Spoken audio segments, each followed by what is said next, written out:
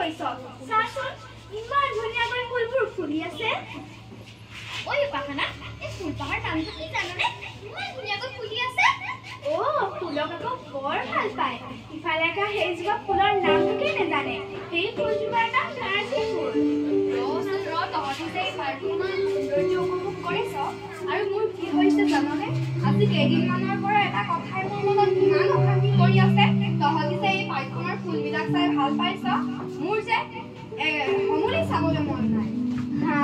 তই কি কথা কৈছ তই ফুল ভাল নাপাৱ চাচোন ইমান ধুনীয়া পাৰ্কখনত ৰং বিৰঙীয়া ফুলেৰে গোটেই পাৰ্কখন কিমান ধুনীয়াকৈ সজাই থৈছে তোকনো কি কথা ইমান আমনি কৰি আছে তই যে এই পাৰ্কখনৰ সৌন্দৰ্য উপভোগ কৰিব পৰা নাই এই যে আমাৰ গাঁৱৰ ছোৱালীবিলাকৰ শান্তি বিয়া পাতে কিয় পাতিব লাগে বাৰু কথা তেতিয়াহ'লে সেইটোহে তই সাধাৰণ কথাটো নেজাননে এইবিলাক একোটা পৰম্পৰা তহঁতি জাননে হেমচন্দ্ৰ বৰুৱাই বিধৱা বিবাহৰ পক্ষত ইমান সংগ্ৰাম কৰিব লগা হৈছিল একেবাৰে ঠিক কথা কৈছে কিন্তু দেই হয়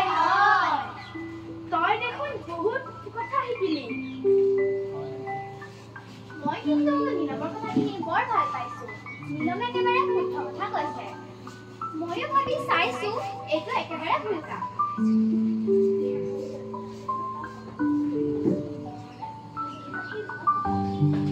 আমাৰ ঘৰত হেমচন্দ্ৰ বৰুৱাৰ বিষয়ে এখন কিতাপ আছে তাত সকলো লিখা আছে মই সকলো পঢ়িছো তহঁতিও পঢ়ি চাবি তই ঠিকেই কৈছ আমিও পঢ়ি চাব লাগিব তই ইমান ডাঙৰ কথা ক'ব পৰা হলি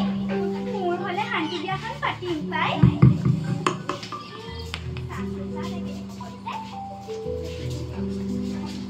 বাৰু উপাসনা তোৰনো শান্তি বিয়াখন কিয় পাতিবলৈ মন কৰিছে কচোন এই যে ধুনীয়া ধুনীয়া কাপোৰ দিয়ে ধুনীয়া উপহাৰ দিয়ে ধুনীয়াকৈ কইনা সজাই দিয়ে সেইকাৰণে আকৌ তোৰ মানে সেই বস্তুবোৰৰ প্ৰতি লোভ লাগিছে ন উপাসনা নীলমে যিখিনি কথা কৈছে একেবাৰে শুদ্ধ কথা কৈছে নীলমে যিখিনি কথা কৈছে আমি ভাবি চিন্তি চাইহে এটা সিদ্ধান্ত ল'ব লাগে তই ঠিকেই কৈছ আমিতো মানুহ আমাক জীৱশ্ৰেষ্ঠ বুলি কয় তেতিয়াহ'লে জন্তু আৰু আমাৰ মাজত পাৰ্থক্য কি থাকিব হয় একেবাৰে ঠিক কথা কৈছে কিন্তু দেই হয়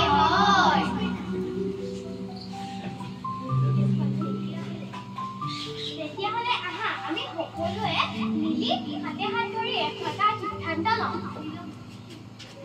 সকলোৱে কবি একেলগে কবি আমাৰ সমাজত প্ৰচলিত শান্তিৰ বিয়াৰ দৰে কুসংস্কাৰবিলাক আঁতৰাবলৈ আমি সকলোৱে মিলি চেষ্টা চলাই যাম কেনে মজা হ'ব শ্ৰদ্ধাৰ ৰাইজ আপোনালোকে এবাৰ ভাবি চাওকচোন শান্তিৰ বিয়াৰ দৰে কুপ্ৰথাৰ বিৰুদ্ধে আমাৰ সমাজখনত আমাৰ যুঁজখনত আপোনালোকেও সহযাত্ৰী হ'ব নোৱাৰে আমি সকলোৱে এই কুপ্ৰথাৰ বিৰুদ্ধে মিলি চেষ্টা চলাই